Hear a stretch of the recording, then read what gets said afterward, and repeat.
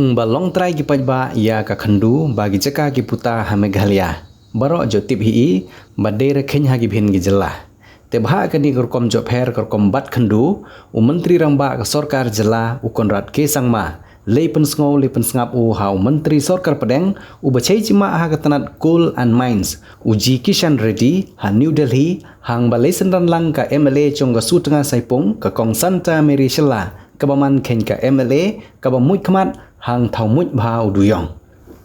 mat ba hakmat balai jo chem menteri rangba ukonrat sangma ba ka MLA ka kong Santa Mary Shela hau te menteri sarkar pedeng uji Kishan Reddy tedei bha angkam tik duyong hani ha Meghalaya kabau menteri rangba khana pen kan mau u hau te menteri sarkar pedeng hang ba jo dei balong kerpang ka jela Meghalaya ba ya ki jaka puta ki khandu ki chujem bagi sker ki lakha ki be hapo khandu de ki balong trai dagi bruchimet ki balong trai dagi kur ki balong trai dagi chnong bagi raj ha kaba ning balong trai ki bruchimet lani ki kur lani ki chnong bagi raj ha ki jaka ki puta lapen scam daka ying bishar Supreme Court House Nam 8000 khat khandai kabala penci chai bagi riulum long trai ki hagi khandu bagi sker ki lakha lani ki marpo khandu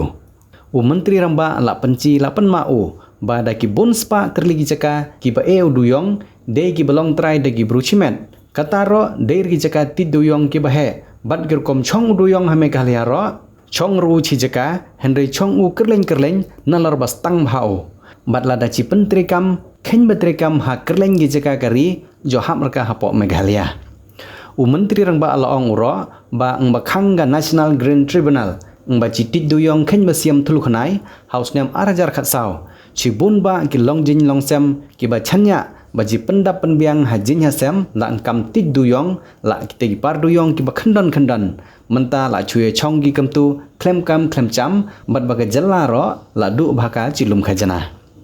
hate hathau jo chong ye kran menteri rangba ga jalla bau menteri sarkar pedeng hang baju elang ga MLA ga su tengah saipung menteri rangba ga jalla la pen kan mau u hau menteri sarkar pedeng ba ga Ministry of Coal la manjur ka kerpat ke Meghalaya nadus Nam 8000 khatsan ba kham pencam kerkom khang tik duyong ha Meghalaya te laang teng ba pen kan mau menteri rangba kerpat u ba ga sarkar pedeng chi pen muj ka laang ba pen bana pai ba lane ka notification hapo ka kendon arpo henru ba chi ai bor ha ga jela bha kan ga kam rengkat bagi kendon an ki bajo dei ba ka mineral concession rules sejar khandai spa henru phau bat ka mineral conservation and development rules 8000 khan nyau hagaba ki jingtho ba ki jing batai chai menteri rangba la dap ITU ha menteri ka sarkar pedeng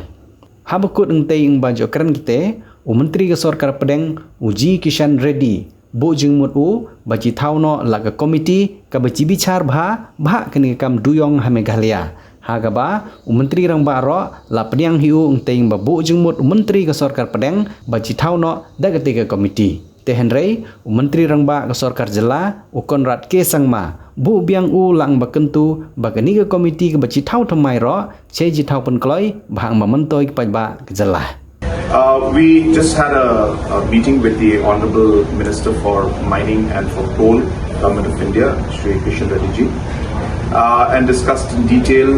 with all the officials regarding the mining situation, especially to do with coal in the state of Meghalaya. And the response was extremely positive, and Honorable Minister has directed that a committee should be formed immediately to look into the ways and means in which we'll be able to help the smaller miners in our state and be able to give the opportunity for them to move in a legal way, which is a challenge as of now. And therefore, a very, very positive, constructive meeting was held. Very soon we'll be forming this committee and we'll look into the ways and means, keeping in mind obviously the constitutional provisions, keeping in mind the legal